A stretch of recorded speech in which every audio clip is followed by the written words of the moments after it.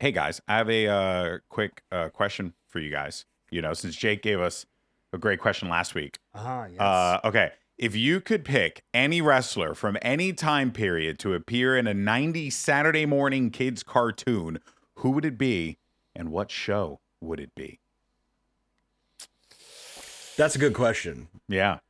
That's a good Very question. good question Yeah. because professional wrestling, as we know it, is essentially a 90s cartoon come to life. Yeah. So exactly. there's a lot of options to fit in a lot of places. Well, our editor had one. His was great. Right. He said Bryan Danielson on Captain Planet, which I he would think be Captain Oh, that would be really good. that yeah. would be fantastic. or he could be the ultimate like Captain Planet villain. Let me ask. Ooh, okay. Yeah, he could be like too nature friendly. Sure, right? Like he takes it too far and is like hurting people to like, save Hurting people to save the trees, Yeah, kind of like Reverse murdering people Fungally or whatever. Yeah. Mine's simple. I think Yeah. it's the first thing that came off the top of my head because I just thought it would be a good fit, and I don't know like specifically like if what his character would be, but Kenny Omega, who's already just such a big kind of cartoon video game Of guy. course. I just feel like him and his like move set and the knees and the kicks and all this stuff. Well, Teenage Mutant Ninja Turtles, man. Oh, dude, that'd be amazing. He's out there. Yeah. He's getting their back fighting Shredder. He's and like the Casey boys. Jones's cousin. Yeah, that perfect, exactly. Yeah. Something Shows like up. that. Oh, he's like Kenny's coming. Yeah. He's in Hey, town I've got visiting. this leather yeah. jacket with like a metal shoulder pad for some reason. All right, I'll give you guys mine, and mine is a bit exactly. of a deep cut, by the way. Mine is the Shield on SWAT Cats.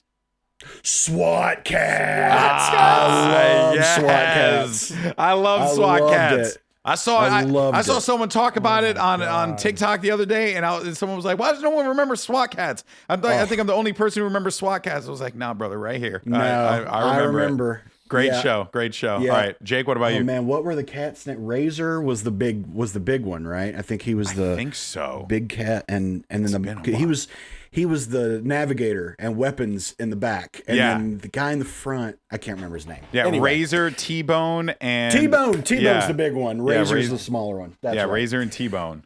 So I just texted my girlfriend this question, and she came back with two incredible answers that are basically the same person. You'll see what I'm talking about. Okay. She said the Fiend on Beetlejuice. Yes, that would be amazing, dude. And then she said Funhouse Bray on Magic School Bus. Oh my god. Layers of darkness.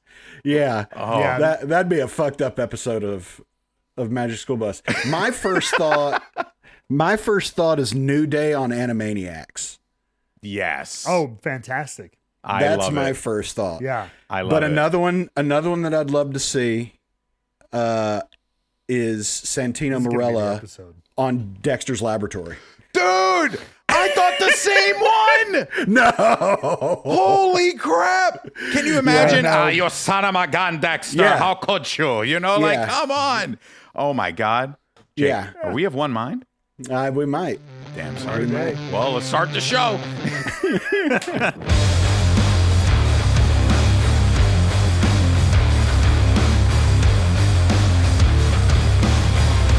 Welcome back, everyone, to your favorite podcast in the whole wide world.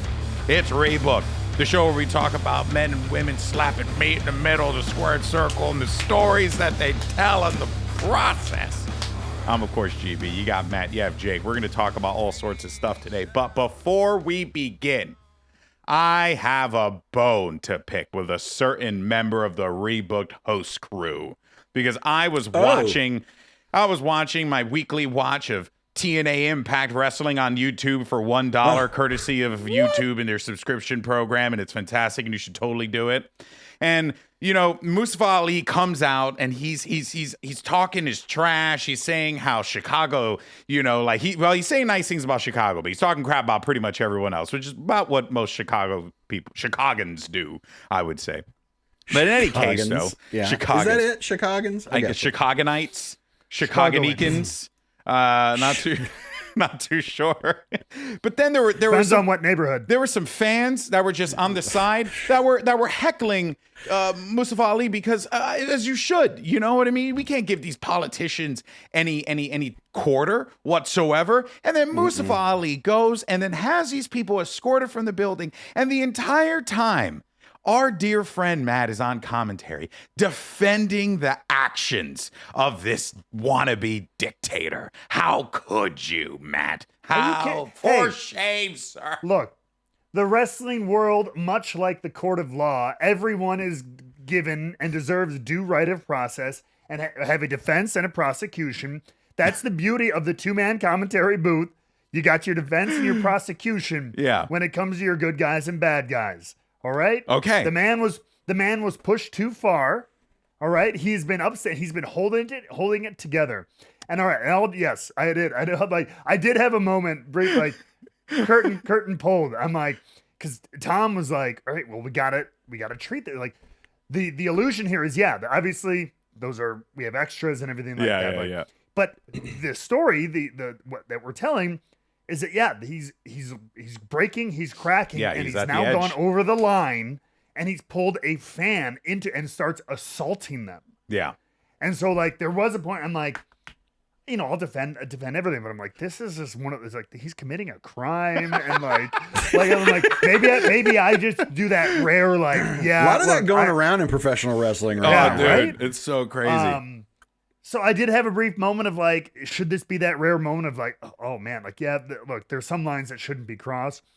But man, I'm so like full in on him. I'm I went hard. I was like, he's been a man pushed too far. Dude. The fan's the one who threw the drink in his face. It's true. The fan did throw the drink. That was your justification for everything. You play with fire, you get burned. You throw a slap, you're going to get punched. You know what I mean? Kind of thing. But that said, yes, as over the top as I was, and so like, one thing off the gate here, talking about characters and everything, I do like, because for a long time Ali came in and was this politician character, kind of sleazy. The way he talks is false promises. You could tell very non-genuine, but he kind of came in with such momentum and like hype that everybody still loved him, and he's really good at wrestling. So there's been this like goal to like start peeling back these layers and start getting to his core sinisterism underneath, so the audience can see it more, and then really and it has been kind of cool. I'm glad we didn't go this way, like knee jerk and go too early. Like, oh man, they cheered him on his first two matches. Let's have him like kick a baby, and like I'm glad he needs his Access Hollywood secret recorded we did quote moment. Yeah, we did it. Yeah. And it I don't think it went off as well as any of us wanted to. Plus, literally at the pay-per-view, the audio fucked up. Yeah. And so like you literally couldn't hear the hot mic moment. People were like, what did he say? Oh my gosh. Because he's like, I don't give a shit about the title. I don't give a shit about Chicago. I don't give a shit about all that. He's all pissed off because like Tom asked him too many questions. Damn. Yeah. I am excited to see where it goes though. But he's finally, in the next couple of weeks leading into Slam, we just filmed him this past weekend. Like, again, he's just taken it to that extra level. He's done kind of playing around. I've loved watching that evolve, or should I say devolve. As a character. That's to me is probably one of, if not the most interesting stories going into Slammiversary for TNA. So I do, encourage everyone to seek that out. Yeah, I am excited for it. X Division Championship match at Slammiversary is going to slap. I mean, X Division always slaps. But this is going to be, this is like one of those matches that like for me is like a wrestling nerd who just really enjoys seeing the art of it. It's going to be a treat. So everyone needs to watch that match. It's going to be awesome. But yeah, lots of stuff going on in the world of professional wrestling, as it is every single week, whether it's at TNA, New Japan, you got, freaking soft ground wrestling doing stuff. You got, freaking everyone's doing something all over. Got some more blood sport on the horizon as well, even though that's more of a violent fight than it is a professional wrestling match. Still pretty awesome stuff across the board. But this weekend was AEW's Forbidden Door pay-per-view, which, excuse me, ever since I got COVID, That's been killing me lately. The dry cough out of nowhere. Oh yeah. Yeah. So we have AEW New Japan Forbidden Door. Now I'm just going to say this, top level, right? Good pay-per-view.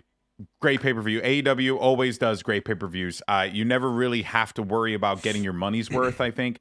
Even though I think the pay-per-view formula is old, archaic, and outdated, in this modern day and age, it is what it is. AEW does bring a ton of value to their pay-per-views. Quality matches, for no doubt about it. Yeah, quality matches. I still think it's 30 to 40 minutes too long, if not a little bit more. Yeah, there are definitely some matches. Like I was watching Simon Miller's Ups and Downs, and he had a really good read on it, I think. And he had said that, like, for example, the trios match between the Learning Tree and Jeff Cobb, as well as going up against Samoa Joe, Shibata, and Hook. That match should have been on Dynamite. And I actually agree with that. And I don't agree with it in a way where it was like, wasn't a good match, because it was a good match. But I think narratively and how it built up, the characters and how, there was like a big moment that happened in the ring with Jericho, getting laid out and losing and everything.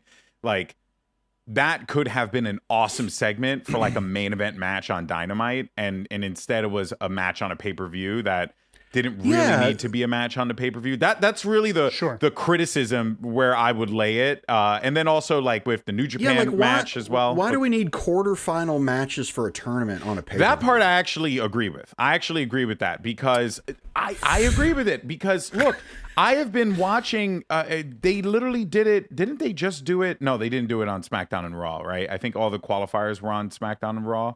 Or did they start a qualifier somewhere else? I don't remember. I agree with that only because it is a matchup that has stakes in it.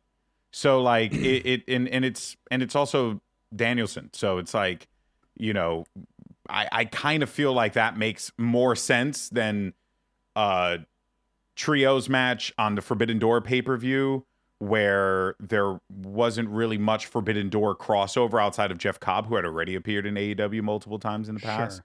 So, whereas like with Takagi and Danielson, that actually was, a Forbidden Door type of match, right? So you can kind of like, I can excuse it in that regard, but I don't disagree with you in that you don't need to have the qualifiers on these episodes. But this, in that particular case, I will give them the pass because of that match. That's my take. I don't know. Whatever. All right. But talking more, though, about the pay-per-view, I mean, really the two matches that I think stood out above everything else was the TNT championship match. The ladder match was crazy, as expected. And Jack Perry walks away as your new TNT champion, which I think was 100% the right decision, exactly what needs to happen. Matt, you said it before. We'll say it again. Best way to get a faction over is you drape them in gold.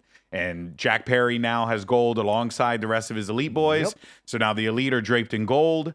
I think we're clearly going into a story where the Elite become front and center in the narrative. And I would even go as far as say I think Okada's on the horizon for Swerve. But that's why I think from that one. I don't know if you guys had any thoughts on like where we can go with the Elite, but sounds like that's where we're going. I think we're just really quick. We're just staying on track to, I think, the things we've been alluding to for weeks now. I mean, this is going to lead to some kind of ultimate power struggle matchup where the stakes are going to have to get raised for, total control or something like that for both the Bucks and, Tony and AEW and blah, blah, blah. We're building, and they're taking their time. So again, whether it's blood and guts or whether it's the next big pay-per-view in the fall or something like that, I don't know. But I think they're taking their time and getting there. And this is, again, continue to build up that heel faction. The power dynamic is shifting in their direction once again. I thought they kind of cooled off for a second, so I think this adds steam back to them. Yeah, for sure. Jake, I don't know if you have I agree 100%. I mean, I'm excited to see where this is finally starting to go. Kind of feels like when you're cooking a meal and you're like, all right, well, I got that side dish done. I got this one done. I popped the bread in the oven. All right, here we go. Main course is on the way. It's still got a little bit, still cooking in the oven. And I'm excited to see where it goes. The thing that I knew Okada was great in the ring. No one told me how funny he is. Yeah. Yeah, he's really He's really funny. He's got great timing. I mean, great timing. That one he did a couple weeks ago where he changed the camera in the middle and did that. That was fucking great. Yeah. I also think there's a little bit of it, and maybe it is a Western bias of ours. I think there's this predisposition of like Americans and Westerners to, whether from film or stereotypes or whatever you want to call it, has predisposed us to have an assumption that all like, especially Japanese men are all very serious. Yeah. Right? Yeah. Very stern demeanor and getting it's all about respect and seriousness and everything. And so they do like the littlest things sometimes. And it seems it almost plays bigger than it would with anyone else. Yeah. And I think he knows that too. And he plays into that actually really well. Yeah. And it's very entertaining. Well, it's funny in every culture when someone who doesn't speak your language learns a curse word. It's always doesn't matter. Yeah. Across the board. I've taught many of my friends Spanish curse words, even though I barely know Spanish. And it's still great. First time, I don't know. I think this is a version of Spanish or Italian, but maybe we'll get censored. And the first time I heard putan, which I think is maybe Italian or whatever, but whatever. That could be Italian, but we do puta. Something. We do puta, which is different. Yeah. That bad. Oh yeah, the first time I was throwing it at the end of everything, right? Yeah, and saying and pronouncing it slightly incorrectly, but with emphasis, and it's very funny. Yeah, it is. It's great. I really do like what Okada's doing right now, despite everyone wanting him to be the Rainmaker Okada in New Japan Pro Wrestling, but it's like. He's having fun, though. Yeah, he's having a lot of fun. It's clear that they're having fun with this. So it's like, I really don't understand, and I'm not going to get too far into like the criticism of it, but I really don't understand when people are on camera and it just looks like they're visibly having a good time. That to me brings me joy. So it just seems like people are having fun doing the things that they're doing. So that is enough for me. But and here's the thing: you also think about setup, payoff, and long-term return. And for someone like Okada, it was a risk. And like I think even in some of our earlier episodes after he debuted, I think maybe it was me, maybe it was more of us, it kind of did have. I'm like, this is a different like Okada. Okay, the heel turn, all right, that's new, but is this going to work? We were kind of questioning it and everything. But now that I'm seeing it play out too, now you have the long-term payoff of this is very different for him. He's playing a long-term, week-by-week heel, kind of this like corporate-y heel bad guy. Yeah. Think about the pop when cha-ching happens and he fucking makes Matt and Nick or something, 6 months down the line and next year, whatever it is. Mm-hmm. And he fucking throws his arms out and the camera zooms in and out at the same time or whatever the hell that shot is. You know what I mean? And just starts like making the Elite. That huge babyface turn or so, it's going to come around. Yeah. And it's going to be a really cool moment. So like, you had to go somewhere different to get there. We're going to have a similar thing with we'll talk about it later, but with Roman Reigns in WWE, I believe. Yeah. And we haven't even really scratched the surface of what Okada can do in AEW. Yeah. He's really just kind of came in, got slotted into something, was given the Continental Championship because genuinely don't think that they really had much of a plan for it after CM Punk vanished from the company. And then, once the Eddie Kingston story was done and his version of Belt Collector, right, King of the Bums was complete, it was like, you don't really have much of a direction for this title. So that's why I really do believe that where we're going to go to is Okada versus Swerve. And that takes us to our main event, but go for it, Jake. Yeah. I just like the personality that we're seeing from Okada. Like I think that playing just a boring straight-faced heel is like anybody can just be the badass or be a little crazy, but like to me a heel that's like having fun is kind of terrifying. Yeah. Like there, he's just like supremely confident. Yeah. And he's deadly, like that's a fun combination. He hasn't lost a match. Right. And he hasn't lost and he's won every match clean. Right. Mm-hmm. So he has been built in the same capacity that Will Ospreay was built in, if not more so. But people don't really notice it because it happened on the front end. And then he kind of like went silent. You had a couple of those big matches like with Team AEW. You also have this ongoing overall arcing story that you have with the Elite. So there really is a lot of interesting directions that they can go, but where it seems like they're going is going to be very, very entertaining. And that, of course, as I mentioned, main event, Will Ospreay versus Swerve Strickland. I mean, I'm going to make sure both of you guys get a chance to watch this match. It was fantastic. Genuinely a fantastic match. Like, it's no surprise anyone who listens to this podcast, like, I love, like that style of professional wrestling, right? The physicality of it all. Like, it's just fun. It's fun for me, right? But what made this match even better was that there was a good story going into it, right? And the story was that Will Ospreay was perfect in AEW since he had appeared all the way up until that match with Swerve Strickland. He was perfect. And every match he went in, no one can stop him. So it just seemed like a foregone conclusion that Will Ospreay was going to do his own version of the Kenny Omega belt collector storyline and beat Swerve Strickland to become the AEW World Champion. But Swerve had a bone to pick with him because he didn't like the fact that Will was out here thinking that it's like a foregone conclusion. So Swerve Strickland pretty much like got in his head, made it a little personal, like tried to, like throw him off of his game in a way that Will hadn't been thrown off his game before in AEW.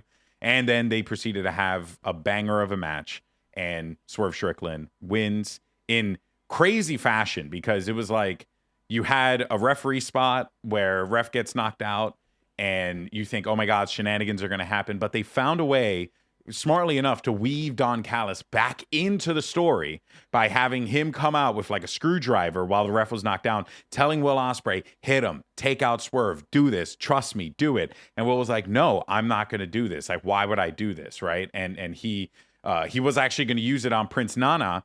And then he decided against, he was like, no, why am I doing this? This is ridiculous. Puts it down, goes back into the ring, and then the match, goes on to its conclusion.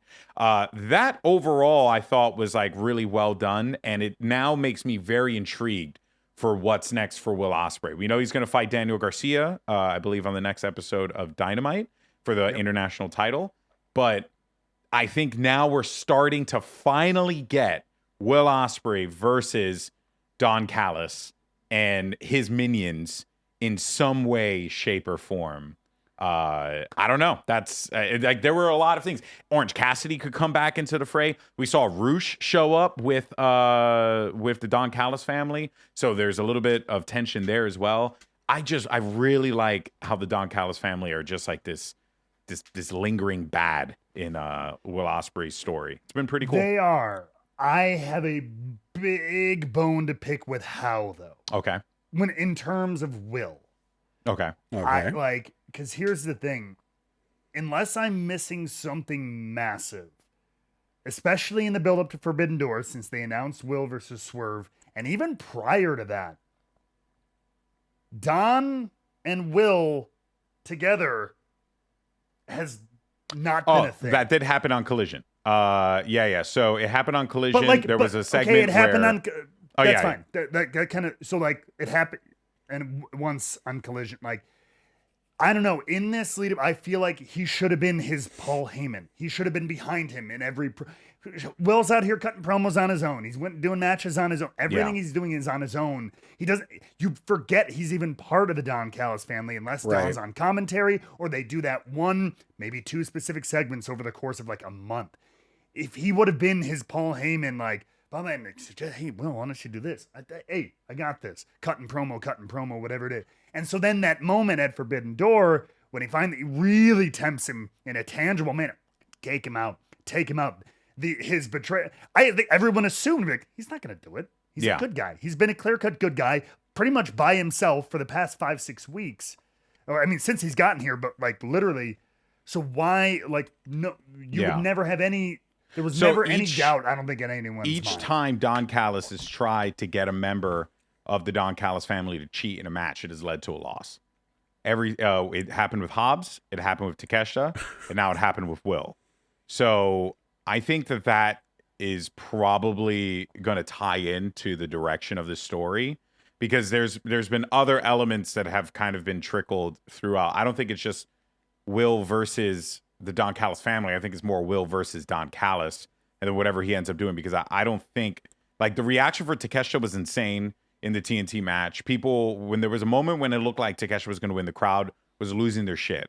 So, like, I feel like if you're AEW, you want to ride off of that momentum as much as you possibly can, rather than, like, you know, continue to force Takeshita being a bad guy when clearly, like, people just want to cheer for him. I don't know. I mean, I do agree with you, though. He should have been more present in the feud, like, way more present. Like, Prince Nana was there every single time. That's what I mean. Like, I think that Don Callis should have also been present in there as kind of like a counterweight to Prince Nana to create some kind of tension. I definitely agree with that. It feels like there's a lack of continuity in AEW storylines, and that's a big problem. It almost feels like, I mean, they need someone keeping track of this, like, because I don't even know, is it continuity or is it consistency? Because, like, they have the continuity, like, they've never said, like, wait, Will's out of the family, he's in, like, he's always been, but, like, I feel like there's just been a lack of consistency of that representation. Sure. Like, we talk about it on commentary, there's all this stuff, a promo one week, and then we don't really hear about that tie at all for another 3 weeks. And the thing is it kind of comes back into play, and then that's the thing. What you're saying is spot on, right? Like, for example, in Will Ospreay's case, a few weeks back on Dynamite, there was a conversation between Don Callis and Will, where Will flat out told Don he doesn't need him to come out with him, right? Like, it's just a distraction. He doesn't need that. But that wasn't hammered on more so, right? I think that, like, you do it once, weeks is not enough. Yeah, like, I think when you do it once, like, it's something I've learned with professional wrestling storytelling as I've watched these shows and be, like, way more analytical about them and thinking about, like, how they tell these stories. Something I do got to give WWE a decent amount of credit for is that they do a good job of reminding their audience of the things that happened. And they'll do that multiple times throughout the show because, you know, people come into a program at different points in time, right? Like, whether it's, you know, you have it muted in the background, or you're watching it while you're at work, or you have it on your phone, or, you know, whatever the case may be. So it was always a thing that I always liked, you know, especially when I do esports commentary. I like to remind and just set the stakes, set the tone, tell people where we are, what's going on. And I think that it's because you're a good commentator. Well, yeah, thank you. I mean, like, a lot of this is on commentator. Yeah, like, I mean, maybe. Yeah, I think that, I mean, not all of it, obviously. Yeah. Yes, they're like, whether you have some kind of review packages or whatever, but, like, yeah, I mean, it's, since this is a show that never ends, you know, there are no seasons, there are no season finales, there's no whatever. People will miss episodes. Yeah. People can't watch all of them or whatever. And you have to set that if you want to get any kind of reaction that you're looking for. Like, for it to have any kind of meaning. If I don't know that it happened, if there's no context for me, I could give a shit. I have a question, Matt. You might know this. Are there, like, lore masters, like guys who, like, are behind the scenes and who are just keeping track of, like, the stories and the things that are said in pro wrestling? Or is it just kind of like, how's that? Or is it just writers just, you know, writing? So, like, you know, like, in WWE, no one specific that I ever spoke to. I mean, we have our video archives. WWE is much better. They have a very organized, like, video library that you could always go back, and I'm sure you could run, or, you know, email a PA or somebody who could check footage or stuff like that. I'm sure there might even be some type of record book somewhere. Yeah. I don't know for sure. I will tell you, with TNA, we don't have, like, lore master per se, but we do kind of have, like, who we call, like, our stat guy. Okay. So, sure. Like, Tom, our guy, shout out Garrett Kidney, who, like, anytime we're like, all right, we're going into a title, how many times has Moose held the title? How many times has he lost it? Or how many times has he competed at Slammiversary? Okay, 6 times. Yeah, you guys did that a lot in the Sami Callihan match. You guys were referencing a lot of his old matches. Right? Yeah. How many times is so-and-so main evented? We may not have, like, but even Tom is also still good about it, just going back and, like, hey, all right, if these guys wrestle, right? Oh, they had a nasty feud back in 2018. Like, these guys were, like, at each other's throats, or, like, in 2020. through help of just his own research and then like our guy Garrett. So like we have a little bit of like a couple people who are like specialized in just keeping track of who fought when. Yeah. And you can kind of track down their feud really easily if you need to bring it forward. But I think having that within kind of arm's reach at any major company, especially after you've been going for more than a few years, is probably really key. Yeah. I wonder if I'm sure AEW has, a few people who are keeping track of that stuff, but that's always something I've been curious about.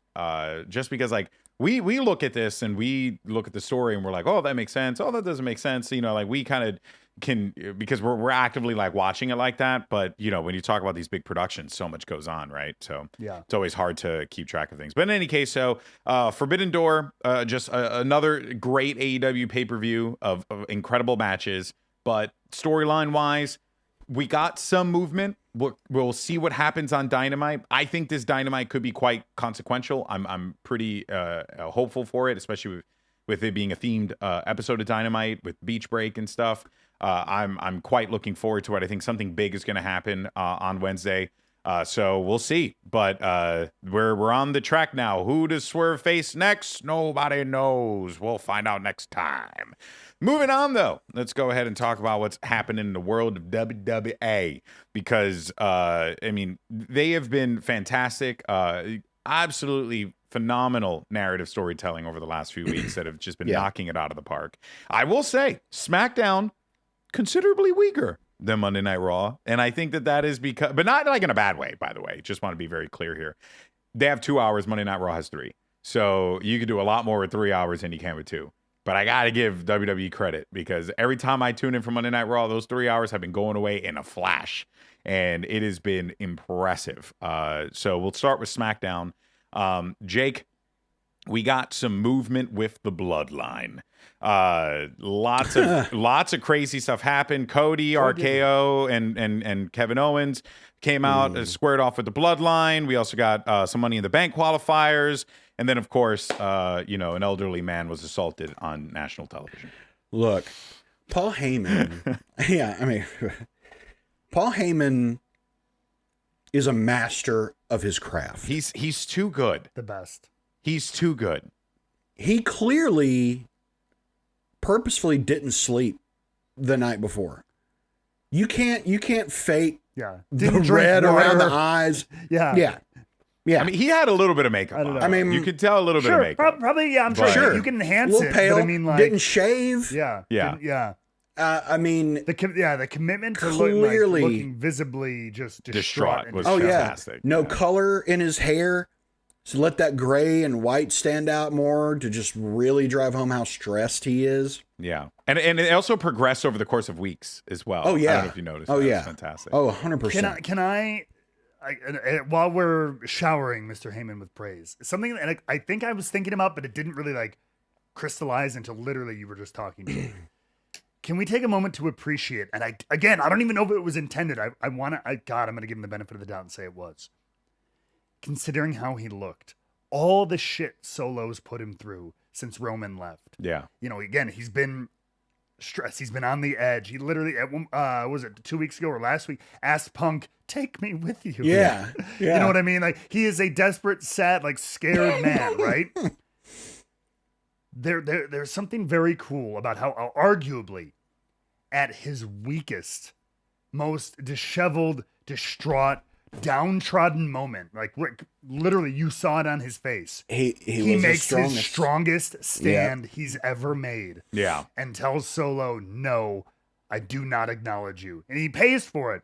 But what a cool juxtaposition. Yeah. At his literal physical weakest, his lowest low, he makes his strongest stand ever. And I think that's just such a cool poetic moment. I never thought I'd see the day that the crowd would pop for a Paul Heyman face turn. Yeah. I can't believe that that's what happened. And even more testament to him, Roman Reigns is now a face, largely in part due to Paul Heyman. Paul Heyman has made him a face when he hadn't been there in 3 months. It's crazy. I mean, he did what Vince McMahon struggled to do for years. That's crazy, bro. That's fucking crazy. 100%. Yeah. And to the point, can you? Yeah, what we were talking about a little bit with who was it over at potentially Okada? Eventually his fate. But like now, yeah, you're right. With no work of his own, thanks to people like Paul Heyman. Can you imagine the monster pop if and when Roman decides to show back up and confront the bloodline or whatever? The roof will and again, largely because of the work Paul Heyman laid in during these last couple of months. It's gonna happen. I know it. It has to be. It's War Games, the bloodline, old versus Roman, new. Jay, Jimmy, Sammy versus the new bloodline. It has to happen. Paul Heyman in a shark cage match. Oh, it's for custody of Paul Heyman. Yeah. Paul Heyman on a pole match. Yeah. That would be so. Move aside, Judy Bagwell. There's a new human to string up on a pole. Oh, man. Yeah, it was incredible. Go watch it. The final moments of SmackDown are on YouTube this week. So when he took a bump, too. A big one. And I mean, 58 years old, by the way. So shout out to him.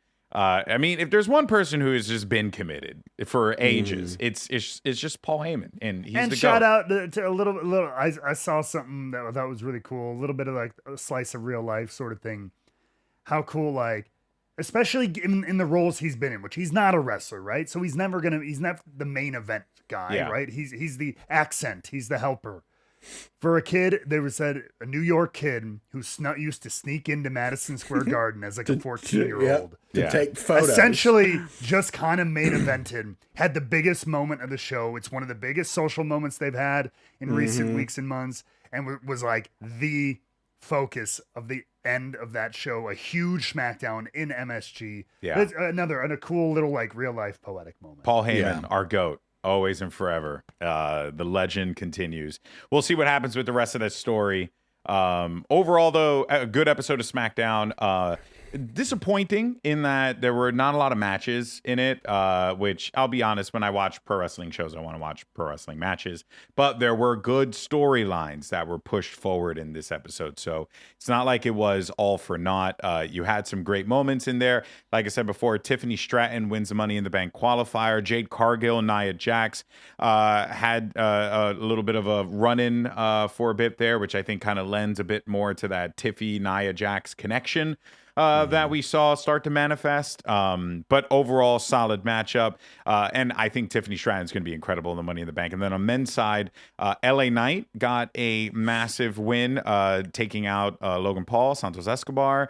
Got a pin on Logan Paul. On Logan Paul, which I think will definitely give him justification for a United States Championship matchup. But he did say that he would cash in Money in the Bank on the United States champion and win that. Personally, don't think that's a smart idea. It also gives, as if he needed any more reason, because he's a smarmy heel that he is, we now have a even bigger impetus, maybe, for Mr. Logan Paul to interfere in said Money in the Bank ladder match and screw LA Knight, potentially leading to whatever continues with which that. I think we all know is going to happen. I feel like that is probably the main lane. But and I imagine Drew's going to get screwed over in some way as well. That's my guess. Dude, I think Drew's going to win. He's going to win.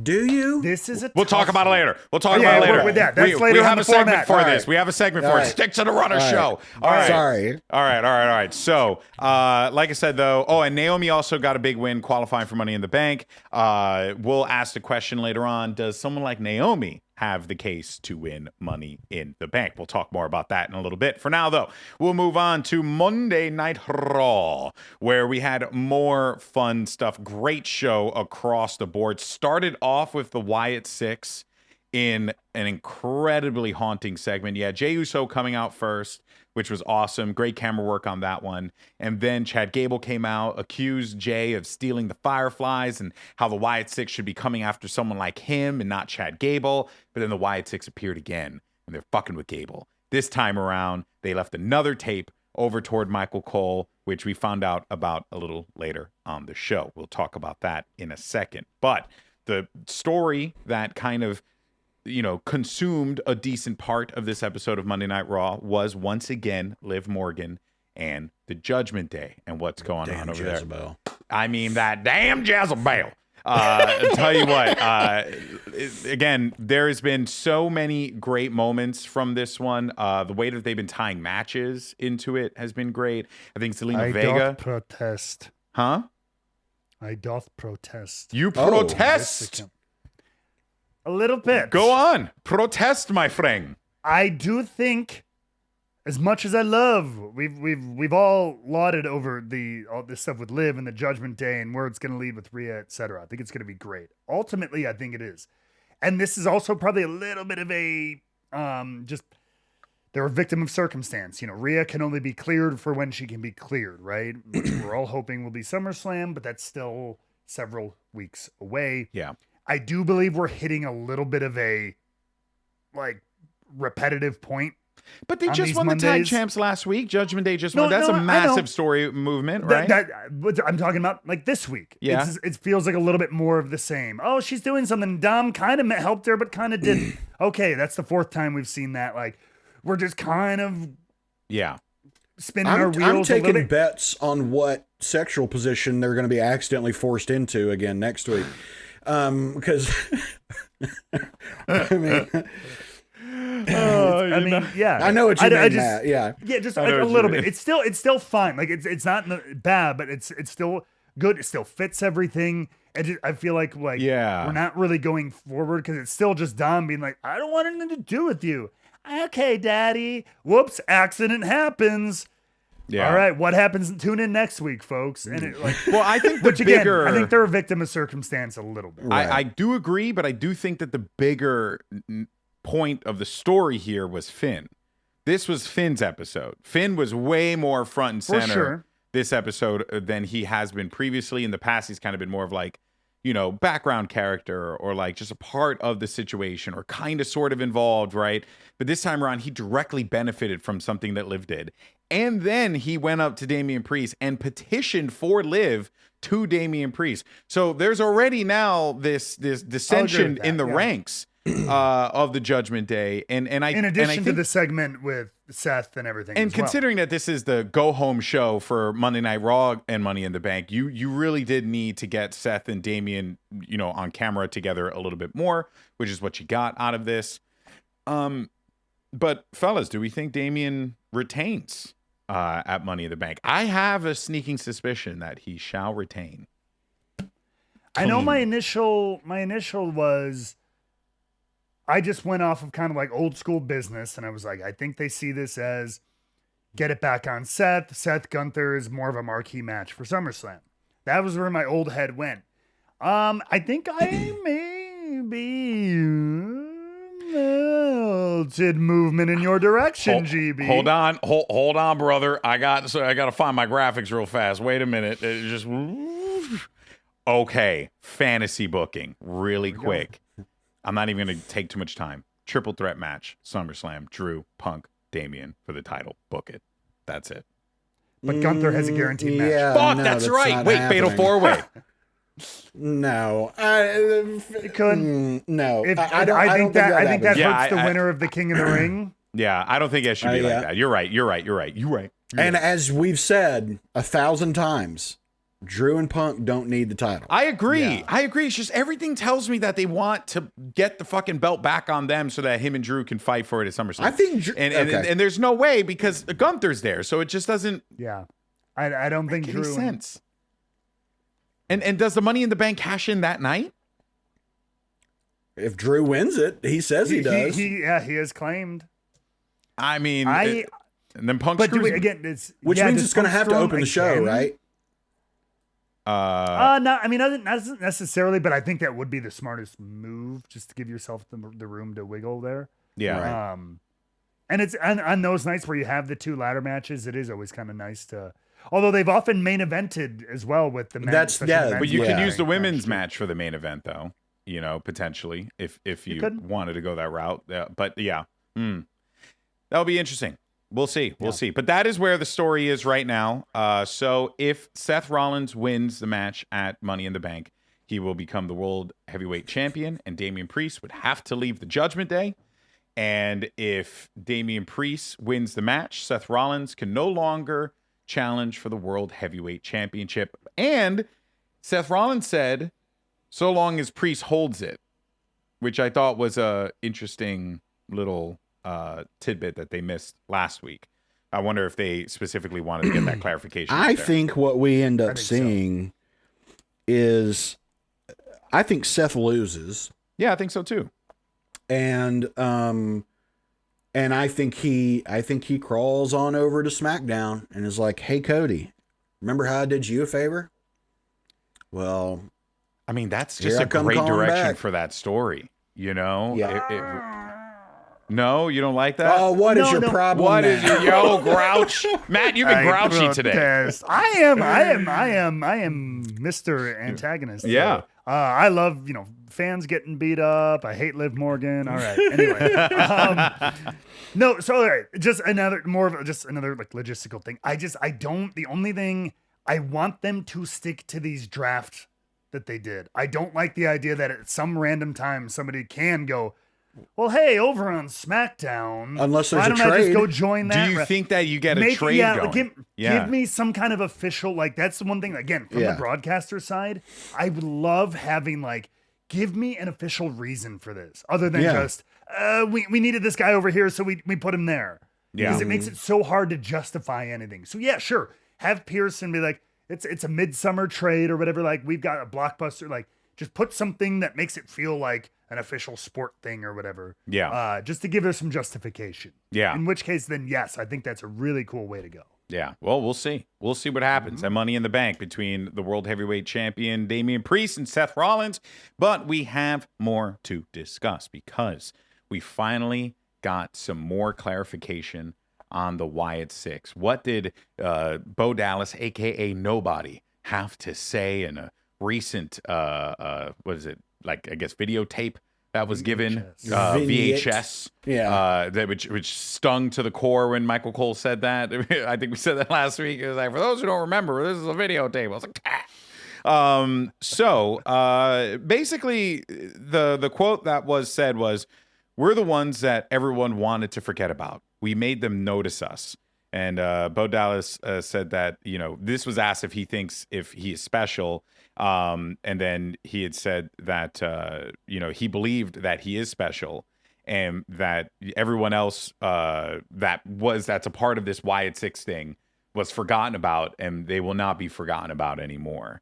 And it was some good moments there. And I think that there was a kind of a prevailing thought of like whether or not, the former Bo Dallas can carry this character forward. But I have no doubt in my mind.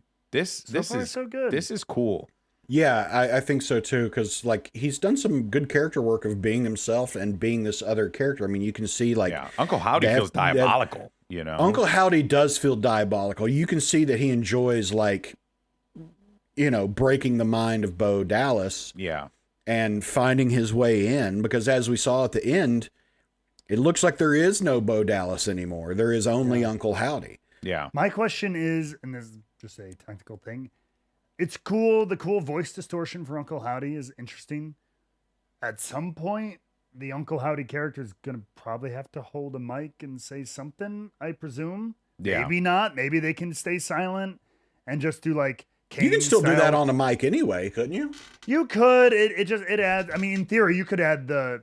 No, WWE, it will come across. It wouldn't Right. sound great if you do some like in the Like a front live distortion? like a live distortion effect. I don't know if it'll sound as good. Like I know some audio people will probably hate that shit. So I don't know. Maybe there's a way they kind of wean away from these VHSs, which ultimately they're not going to do these forever. Maybe we do just start to hear kind of Bo speaking in whatever the uncle. Maybe we can just kind of like slowly transition to a speaking voice, however affected from a performer's standpoint. We'll see. What's his Batman voice? I'm just curious. Yeah, right. Essentially. Yeah. I will never forgive Christian Bale for whatever the hell that was in the Dark Knight trilogy. Great movie. Terrible Batman voice. and I will die on that. Yeah, yeah. Where is she? Where is she? It was so freaking good. But to close out an excellent episode of Monday Night Raw, we had a banger of a triple threat matchup between Ilya Dragunov, Sheamus, and Drew McIntyre. Excellent matchup. Drew wins it.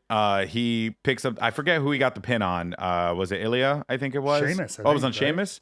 It was on Sheamus. Yeah. He gets the pin, the win. He said he was going to do it. He goes back out to grab CM Punk's wrist thing to flaunt it once again. First things first, though, fellas. You guys had a chance to see the match. I mean, it was just an excellent. It was a great match. It was really good. I mean, three people who like to hit hard. Yeah. Yes. That's good. I thought they all had a shot at one point in the match. And I think all three could Sheamus have made a case to be in it. So good. 100%. Yeah. Sheamus is still so good. I mean, the dude hasn't lost a step. Like, he just, yeah. You can just tell he just loves getting the shit kicked out of him and loves kicking the shit out of other people. I know. Like, he's a rare dude. I love me some Sheamus. So I'm glad to see him, like, being in the mix of things again. And it seems like he's going to be in the Intercontinental title picture. I think, like, him, Ilya, Sammy, what's his face, Ludwig Kaiser, as well as Braun. They're all going to circle around one another, I think, for a little while, which is good. Honestly, I think that's fantastic because it just makes a good field. You know, it's the same way with like Drew in the World Heavyweight Championship. Like, yeah, Seth Rollins, I think, established the championship very much so, but Drew has made that title feel so fucking important with how badly he wants it. Yeah. And I think it's the same thing right now for the Intercontinental title as well. Like, you've got a lot of guys circling around Sami Zayn like a couple sharks, and you feel the gravitas of that title. I love to see a crowded title picture. I love it. Because, it makes it feel desired, wanted, like important. It just immediately, raises that prestige. And, it's a lot of fun. And I'm interested to see how things turn out with Sammy and Braun, because you're right. I think that there's, like you said, there's a lot of people who want that title. And, I think watching Sami Zayn try to defend that thing through several people would be a lot of fun. Yeah, it would be. Yeah. It would be. But, of course, Drew wins it, proclaims right away that he is going to go and cash in same night on Damian Priest and become, or whoever wins, and become the World Heavyweight Champion. So that leads us to Money in the Bank. And it's this Saturday. It's going to be great. It's probably going to be another five-match pay-per-view banger that WWE's been really enjoying lately. And we got some solid matches. So we have our two Money in the Bank matches. We have our competitors confirmed and ready to go. Let's start with the women. Who do we think is going to win Money in the Bank? Sound off in the comment section. You can also let us know on our Rebook socials at Rebook Pod, pretty much everywhere on social media. So our competitors are Zoe Stark, Naomi, Io Sky, Tiffany Stratton, a.k.a. Tiffy Time, Lyra Valkyria, and Chelsea Green. Who wins? Who do you want to win? Who do you think is going to win? Yeah. I want Chelsea Green to win it. Yes. Me too. Yeah, me too. I want Chelsea Green to win it because that briefcase is so fun in the hands of someone like Chelsea. I agree. And it would just be so fun to watch her with that briefcase. I couldn't agree. It would be great. Give her a long run with it. Don't cash in the next day. Give her one of those almost a year. That all of her hot mess stuff, the Karen stuff. With do you know who I am? I have the briefcase. I am Mrs. Money in the Bank or whatever. You know what I want her to do though? I want her to cash it in on Bayley so that Adam Pearce is stuck with her again. And that's the thing that I think is going to happen. I genuinely think that is going to happen. Well, actually, no. He would have to cash in. She would have to cash in on Liv, in order to be. Well, is that the rule, or is it any champion? It would be any champ. It would be any champion. Right. Yeah. But Adam Pearce is on Raw. Adam Pearce is on Raw. Yeah. Oh, that's right. Adam Pearce on Raw. So it would have to be on Liv. But that would be fucking hilarious. I can't see that happening though. I don't think I will either, but yeah. But you know what though? Honestly, wait a minute. Hold on a second. It can happen. It can. It can happen. Because we just said she shouldn't cash in right away. And this Liv Rhea story, that's happening in another, that's going to be violent, Because you know what I could see? Throw up a little fantasy book in there. Oh, wait a minute. What I could see is let's say it gets to SummerSlam and it's Liv versus Rhea. Rhea wins, but then Chelsea comes out and with the help of Liv, helps her get the title off of Rhea. Dude, that'd be crazy. That'd be I don't know. That'd be pretty wild. fun. Sorry. So we all want Yes. Chelsea Green to win. Who do we think is going to win? So that's the thing. Is like based on like common logic, recent booking, and long-term potential. The way they've been using them, I think it's either Tiffany or Lyra. I think they see long-term potential in both. Again, same thing. I think they're both not quite there yet, but I think they see potential in both of them.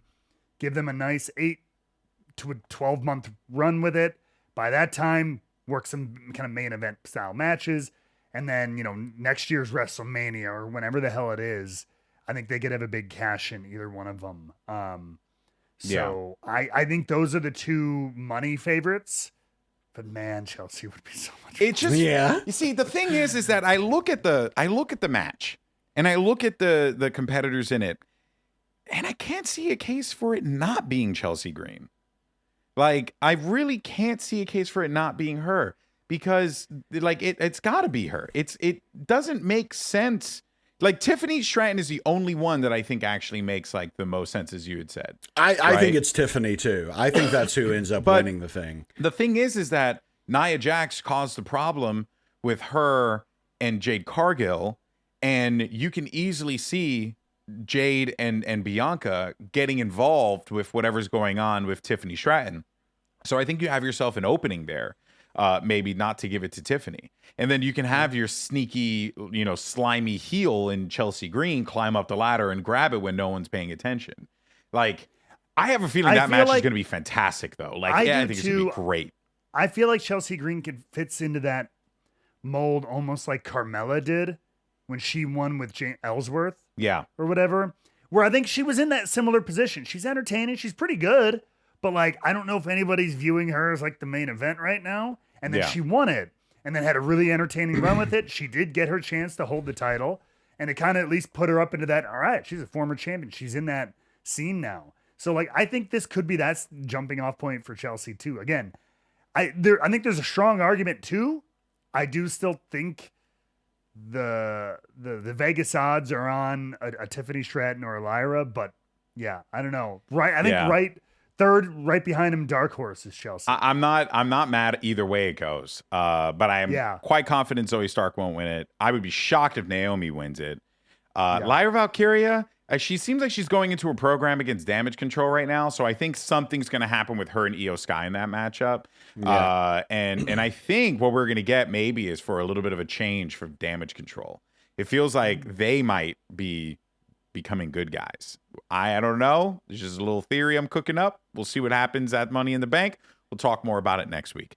Now let's go ahead and dive in. Did everyone give their who they think is going to win? Right. We're all pretty much, we want Chelsea. We think Tiffany. Right. Yeah. That's basically it. Yeah. All right. Now the men's matchup. Fellas, you can make a case for every single wrestler in this match outside of maybe one. Maybe two, but I would even make the case for those two as well. You got LA Knight, Carmelo Hayes, Andrade, Drew McIntyre, Chad Gable, and Jey Uso. My God, is that stacked? Who do we want to win? I want, man, just my selfish personal. I want Gable to win because he's my boy, and I want to see him win something finally. Masturbator in the bank. Awesome. Yeah. He's the master of all. Praise be Gable. We did create a religion in his name. We did actually create a religion. Absolutely. So it makes sense when you're a cultist, you want your cult leader to win. Yeah. I got too close to home. Okay, so Matt, you say Chad. Jake, you saying Chad too? That's who you want. That's who you want. Yeah. Damn. My want and who I think will win might be the same person. Okay, so who is it? Jey Uso. Go on. Yeah. I just think Jay is so over. Look at the man's entrance last night on Raw. Pretty cool. Yeah. Dude, the crowd loves him. Yeah. He's fallen up short so many times in these title matches. That I want Jay to have his moment. And I really think it could be. There are 3 guys and we just named them all, that I think of they've all been right there with various accolades. Gable with that, he's had a big run. That Intercontinental title has been right there, but they didn't pull the trigger. Yeah. Mm-hmm. Jey Uso, same thing, title matches, King of the Ring, all this stuff, but they still just didn't pull the trigger. LA Knight got so over. They gave him the win over AJ at Mania. Very cool, but nothing tangible. And he's edging toward. Well, I think for him though, the U.S. title Paul and the U.S. title. Yeah, I think that's where we're going with that, no matter what. So I think so too. To me, I feel like it won't be LA because I feel like he's going to have Logan Paul at SummerSlam for the U.S. title. And I think that'll come. I do still think that's going to come into play in that ladder match. 100%. That shenanigan. I don't think the Wyatts are done with Chad Gable. No. Fair. Yep. I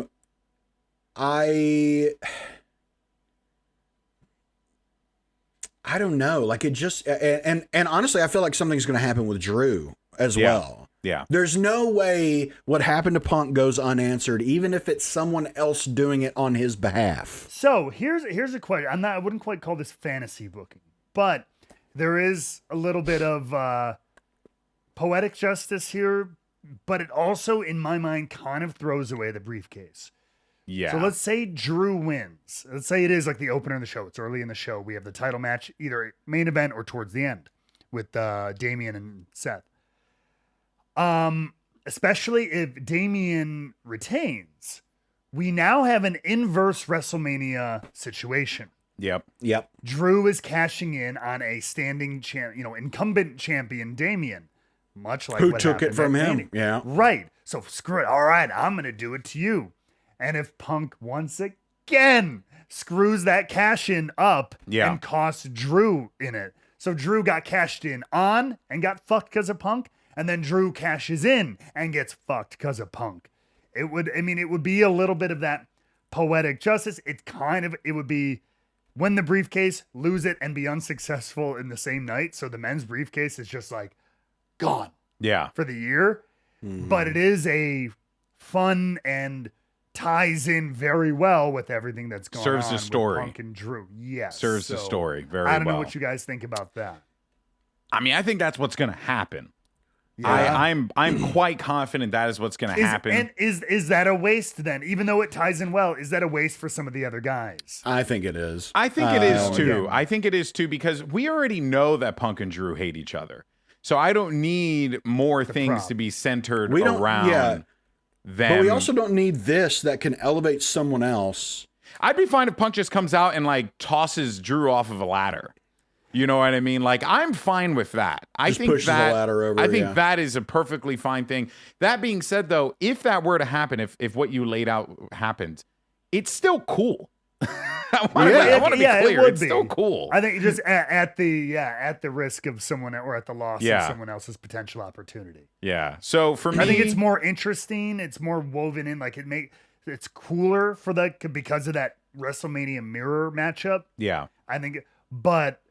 To your point, I think you could still get a Punk interference and have somebody else win the match, and you can get to the same place. Yeah.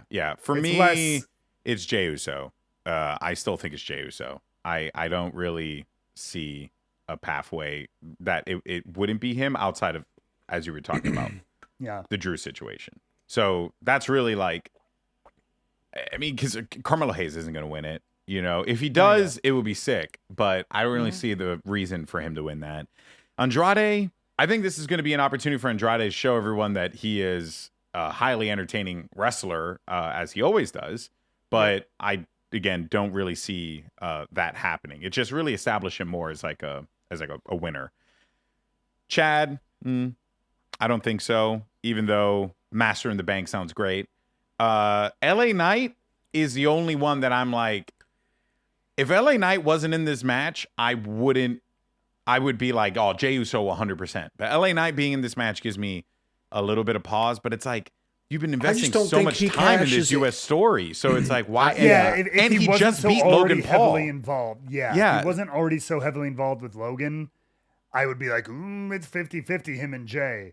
But I'm pretty sure they'll divert somehow and get to just him and Logan. Yeah. So that's why I think it's Jay. I think it's Jay. You know, the only other one that I would love to see win it would be probably Carmelo Hayes, because I think that'd be a fun spin. You know, like, you know that this guy's really good, but where do you go from there? I don't quite know, but it could be fascinating, right? Maybe you go to like a failed cash-in story or something like that. Like the guy who calls himself him, you know, is failing to make a splash in the WWE, so he needs to take drastic measures. Like, there are really cool ways you can go there, but I don't really foresee that happening there. But what I do know, fellas, is that match is gonna fucking slap. Yes, that should be pretty damn good. It is gonna be good. All right. So before we wrap things up and get to our Rebooked 24/7 Champion of the Week, we have a thing that Jake really, really wanted to do, and I'm excited. Because, you see, there's been a lot of discourse in American politics as of late, and we're not going to get into any of that because why would we? None of us are qualified to talk about it at a high level. But what we are qualified to talk about, that's actually quite true. So, actually, we are qualified. I take everything I said back. Yeah, by that definition. But what we are qualified to do is to make up ridiculous situations in which we could take prominent United States historical figures and put them in a match so they could beat the shit out of each other, or in a pay-per-view so that they could beat the crap out of each other. And Jake has built a card that represents just that. Jake, the floor is yours, my friend. Yes. So I have crafted the perfect first ever Rebooked pay-per-view. Okay. The Rebooked Pod Bless America Bash. Okay. Love it. Okay. In honor of 4th of July. That's coming right. up. Where I have booked a 7-match card. Okay. Featuring prominent American historical figures. And I'm going to present it to you. I have a men's champion match. Okay. A women's championship match and a tag championship match. Okay. Okay. And we're going to start the card. We're going to start the show with the tag team championship match. Okay. All okay. Right. So for our first match, tag team championship, the Wright brothers. Oh my God. Okay. I can see the entrance now. Versus the original vaudevillains, Abbott and Costello. Ooh. Now, do we have are this for a vacant title, or do we have... Yeah, vacant title. Vacant. Okay, all so titles are vacant. Champs. Okay, no, all titles are vacant. Okay. All right. Yeah, so that's the first match. I think I'm going to go with Abbott and Costello. Yeah, I think they have a little bit more size on the the Wright brothers. The Wright brothers are like engineers, man. They're crazy. They're basically the Hardys. They were flying shit off of a cliff just to see if it wouldn't crash. They were like gluing sticks together with fabric and like, let's go jump off this hill. There's just they got no body mass. Okay, they got no body mass. So that's okay. I mean, slapstick comedy in like the 1800s, early 1900s. They're like just hitting each other in like frying pans and stuff like that. So Abbott and Costello might be tougher than we expect. That's a good point. So my second match is a mixed tag match. Okay. Ooh. Okay. For this one. Famous Amos and Little Debbie versus Chef Boyardee and Betty Crocker. And here's the thing. These people don't exist. Yes, they do. No, All four of those are real people. Famous Amos himself was a guest star in an episode of The Office. I remember that. And that was really him. Chef Boyardee, real person. Little Debbie, real person. Betty Crocker, real person. Did you research this? I 100% researched this. Okay, Don't be insane. I was like, because I was gonna say there's a lot of corporate like your Aunt Jemima's or something like that. A lot of them are made up people to kind of just to fit a logo or to fit an image. But these you checked and these are all real. These are based on real people. Yeah. So all I'm gonna say is Betty Crocker might not be. Betty Crocker might not be. I'm looking it up right now. And then we'll put in Mrs. Fields in her place. Mrs. Fields, dude. She's real. Okay. Put her in there. Get her hands dirty. Marie Callender, we can put her in there too. She's real. So wait, give me the teams again. It was Amos and Little Debbie. Famous Amos and Little Debbie versus Chef Boyardee and Betty Crocker. Yeah. Or Mrs. Fields, who comes in or with Mrs. Fields, yeah. Chef and Fields or Chef and Crocker, no doubt about it. He's the old school like white hat chef. You know what they go through in those kitchens? You've seen the Bear. And that's like modern day kitchens. Think about like kitchens back in the day. Like That's true. Soup spoons and whatnot and everything. A couple of cookies and ho-hos. Nah, man. Yeah. Ain't I mean, nothing although against, there has been precedent for a grown ass man with a small child winning tag titles. That's true. That's all I'll say about Famous Amos. Not wrong. Not wrong. All right. So you got 2 matches in. What's your third match? Middle of the card Next is a singles match, a singles women match.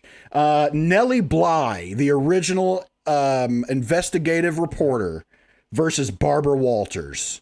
Oh shit! Ooh. I think that would be a good match. I think that would be a good match. Barbara would cheat. Nelly, tough as nails. I was gonna say I think Nellie's got the I'm gonna take edge. Yeah, I'm gonna take Nellie Bly. Well, you definitely gotta be tough as nails when your name is Elizabeth Cochran Seaman. So shout out to Nellie Bly for having to endure that. That's her real name. Elizabeth Jane Cochran is what she goes by, but for a while she also went by Elizabeth Cochran Seaman. So, you know. Oh yeah, she's been Cock through it. And I'm taking. God, cock! That's insane, brother. I'm taking Nellie Bly all day. Taking Nellie Bly.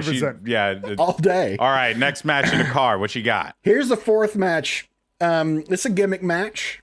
Okay, it's a gimmick match. Everything's a gimmick. We have. I beg your pardon. We have Donald J. Trump. Oh, good heavens, and why? Versus Joseph R. Biden. Okay. No. In a battle for democracy diaper match. What are those stipulations? It's kind of like a bra and panties match, except it's the first to strip your opponent down to their diaper and pin them wins. Diaper. Oh, that is great. Book that one. That sounds like a great match. In the middle of the card too, right where it belongs. So Also, special guest referee. Ooh. Walter Cronkite. We need someone impartial, someone right there to really make sure Quality these two. I was going to say that Supreme Court Justice, the Thomas dude, you know what I mean? He would have put the fix in for Trump. It would have been, for sure. No doubt. Just a good swerve. Yeah. All right. What's your next one? Our next match is a Survivor Series match. Oh my gosh. What a card. All right. Factions? A Survivor Series match. It is, wrestling has its 4 horsemen, but we have the 4 fathers, okay? The 4 presidents that are on Mount Rushmore. Okay. Okay? Versus the Beatles in a U.S. versus England. You said U.S. historical figures. Hey, the Beatles are British. But the point is, it's a joint promotional opportunity with. It's Forbidden Door. Yeah, it's Forbidden Door. It's Forbidden Door. It's our Forbidden Door. It's I've got the match booked right now. The last 2 in the ring: Abe Lincoln, okay, and Paul McCartney. Yes, last 2 in the ring. Honest Abe comes away with the win. Of course, Honest Abe can take him 1-on-4. Yeah, I saw a Vampire Hunter. Yeah, that guy, he's crazy. 100%. He has a shoot boxer. Yeah, like exactly. bare knuckle boxer from like the 1830s. Yeah, which is like in the woods of like Illinois, just being like, "Here, hey bear." Come Yeah. here.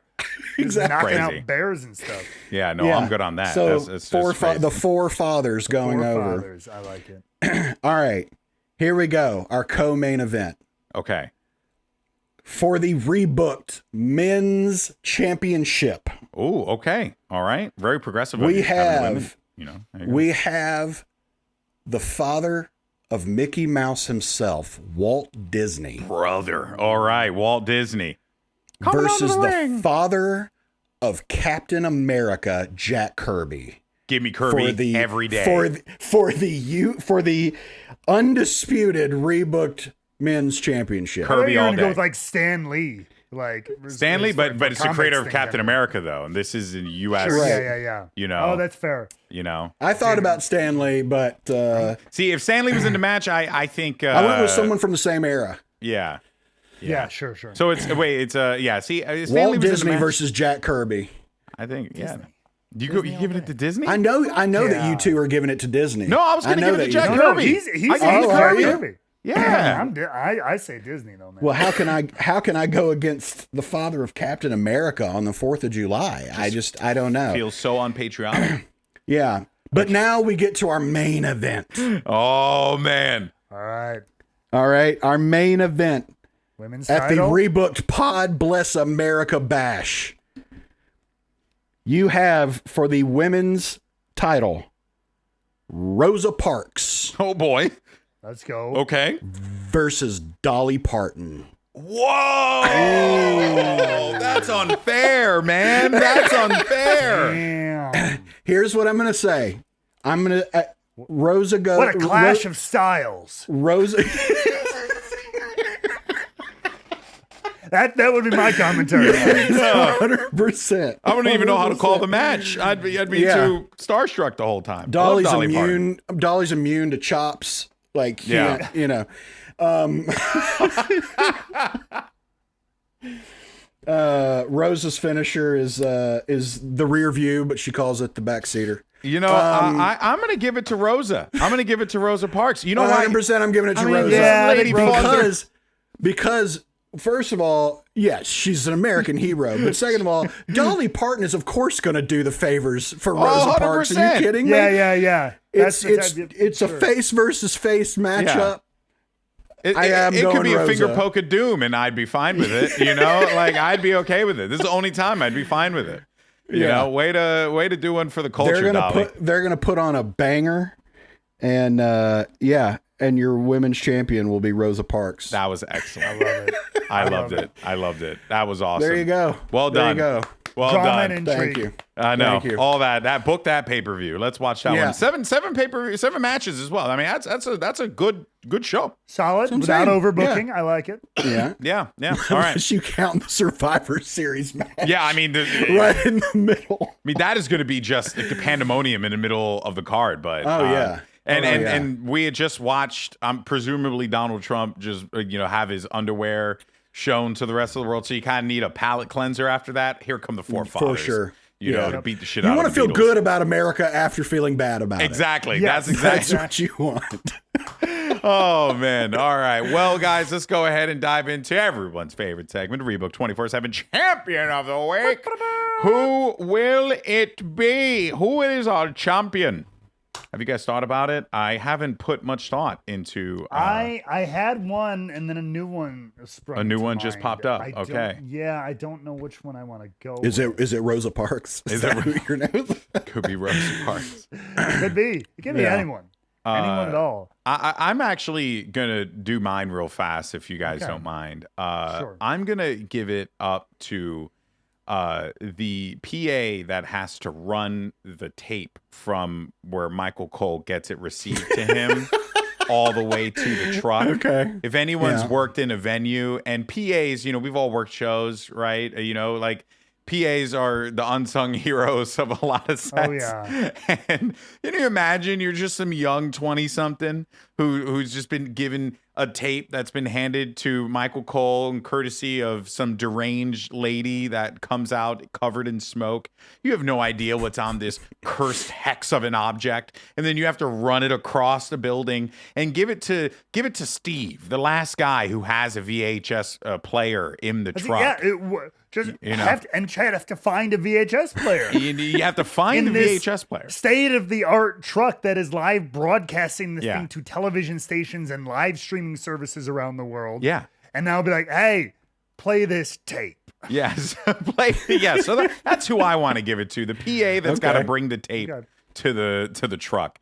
Who wants to go next? All right. I'll go. And there's going to be some of you out there who get a little excited at this, and we're not going to make it weird. So you weirdos out there, don't make it this word. Is for you, but it's not about you when you don't make it word. Don't make it word. Because I want to give my 24/7 Rebooked Champion of the Week to the soles of Toni Storm's feet. Because she got that really cool, really awesome promo, which alluded to the Statue of Liberty original promo, or a poem. I forget what it's called. But she did her own kind of rendition of that. It was awesome. It was amazing. While standing on broken glass, which is legit a thing. And it is like a sideshow talent because my wife does sideshow stuff. And it's pretty hardcore. And I don't know what they use, but it was really cool, little extra visual. And so I was talking about feet, so screw off weirdos. But kudos to Toni Storm, the soles of Toni Storm's feet for hanging out. Okay. All right. I like that one. Right. I like that one. All right. Jake, what you got? Well, as we discussed, this will come out Wednesday, July 3rd. Tomorrow is the 4th of July. Yeah. Yes, it is. My 24/7 champion of the week, somebody out there right now, this is their last day with all 10 fingers. And I'm going to nominate those people as my 24/7 champions. Wait, who? Somebody out there. Look, it's the 4th of July. Somebody out there right now. Their fingers. Somebody right now. I was thinking like somebody on Raw or something like that who had their fingers this is the people. This is their last day with all 10 digits, and I'm gonna salute them. One or more people are gonna lose a digit tomorrow. Someone out there will lose a finger one way or another. Salute you. I think it happens every year. You know what? You're right. I'm gonna give it. We'll give it the Rebooked 24/7 title to the asshole that's gonna blow off his fingers because he doesn't know how to use fireworks, and we know it's gonna be a man because of course it's gonna be a guy. Yeah, it always is. It's always a guy. Listen, I got it. Yeah. Watch this. Look, I'm a multi-time veteran of many bottle rocket battles, of many Roman candle battles. Roman candle fights. It's tough. It's tough. It's tough in these streets. Stay strong out there. Stay strong out there. That is our patriotic duty as Americans for our American listeners. For our non-American listeners, I'm so sorry. But honestly, what'd you expect? In any case, that is going to do it. We ran a little bit over, but there was so much to talk about. We have two pay-per-views sandwiched in between this episode of the show. There were some great comments from fans, people saying things like, no one else really does this. It's nice to see folks covering it. And I also did a fun thing with my boy Sancho that should be popping up pretty soon, where we watched some matches and talked about wrestling, which is pretty great, just to promote the podcast and stuff. Let people know what's going on here. We got a great audience. We got some folks that come through in our Discord as well. Our Discord's included in the description down below, so come join us, whether you're listening on Spotify or you're checking us out on YouTube or Apple Podcasts, wherever you decide to listen to your podcast goodness. You can also follow us all over social media, Rebooked Pod, and you can check out all of us as well, because we are oftentimes. Do I have a graphic for our names, or did I just forget to do that because I'm an idiot? I forgot to do that because I'm an idiot. So There you have it. Make Well, sure you there's always join. one at the beginning of the show. There is. Drop There it is. in now. I add that in post. I add that in Yeah. post. But I'll add just it here. try, yeah. Right here. It'll be here. Future GB, drop it in right here. There it is. All right, guys. Thank you so much for watching. Thank you so much for listening. We'll catch you next week. Let us know down below in the comment section who you think is going to walk away as your Money in the Bank holders. Is it going to be Carmelo Hayes, LA Knight? Maybe it's going to be Drew McIntyre. Is it going to be Io Sky? Could it maybe be Naomi? Or is it Chelsea Green? In any case, though, folks, this has been another edition of Rebook. We'll catch you next time. Take care, everyone. Peace.